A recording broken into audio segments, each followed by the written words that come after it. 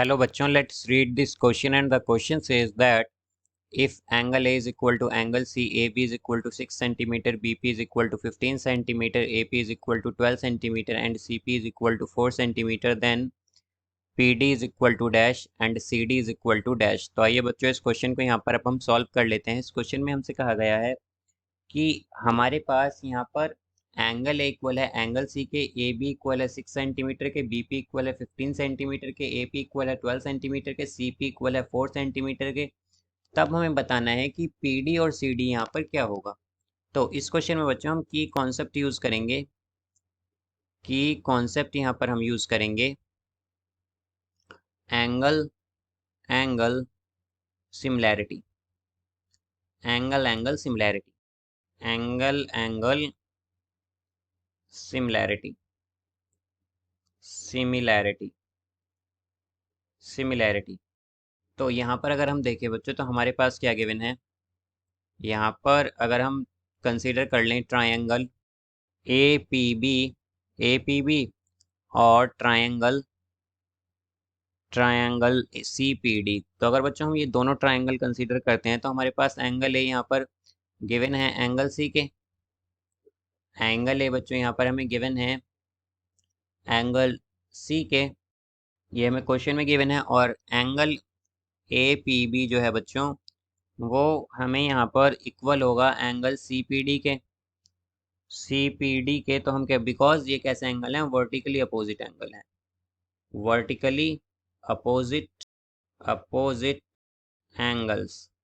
तो हम क्या कह सकते हैं, bye angle angle means A similarity, angle angle similarity से हमारे पास ट्रायंगल ए पी बी जो है वो सिमिलर होगा ट्रायंगल सी पी डी के। तो ये बच्चों दोनों ट्रायंगल कैसे होंगे, हमारे पास सिमिलर होंगे। अब हम जानते हैं कि बच्चों अगर ट्रायंगल सिमिलर होते हैं हमारे पास तो उनकी कोरस्पॉन्डिंग साइड्स क्या हो जाती हैं, इक्वल हो जाती हैं।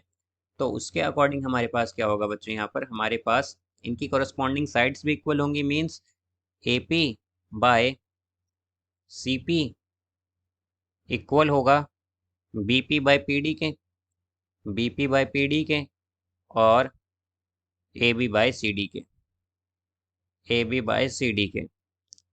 तो यहाँ से अगर हम देखें बच्चों तो अगर हम देखें तो ए बी क्या है, बेसिकली हमारे पास ए बी हमें 12 गिवन है, सी पी हमें यहाँ पर 4 गिवन है, बी पी बच्चों हमें यहाँ पर, या अगर हम देखें तो बच्चों बी पी और पी बी ये दोनों सिमिलर हैं, यानी कि सेम ही है, बिकॉज बस यहाँ पर नेमिंग में थोड़ा वो है, वरना हमारे पास जो पी बी है वो बी पी के इक्वल है।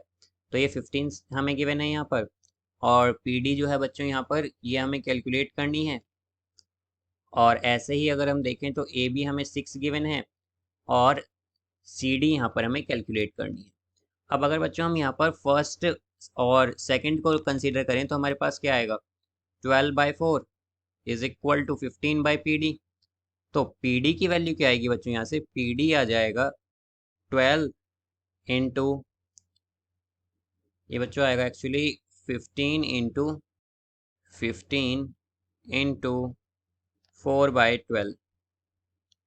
तो ये हमारे पास आ जाएगा 60/12 यानी कि 5 सेंटीमीटर, ये आ गया बच्चों। अब हम क्या करेंगे, यहाँ पर लास्ट टू को कंपेयर करेंगे। तो लास्ट टू को कंपेयर करने पे हमारे पास क्या आएगा, ये आएगा बच्चों हमारे पास 15/PD is equal to 6/CD। ये बच्चों लास्ट टू को नहीं, एक्चुअली हम यहाँ पर कंसीडर कर लेंगे फर्स्ट और लास्ट को। तो अगर हम फर्स्ट और लास्ट को कंसीडर करें तो ये आएगा 12/4 इज इक्वल टू 6/CD। तो यहाँ से बच्चों CD क्या आ जाएगा, हमारे पास CD आ जाएगा 6 इंटू 4/12। तो CD होगा बच्चों हमारे पास यहाँ पर 2 सेंटीमीटर। तो बच्चों हमारे पास यहाँ पर PD क्या है 5 सेंटीमीटर और CD क्या है 2 सेंटीमीटर। तो यहाँ पर बच्चों हमारे पास PD 5 सेंटीमीटर है और CD 2 सेंटीमीटर है। So I hope you understood it well. Best of luck, thank you.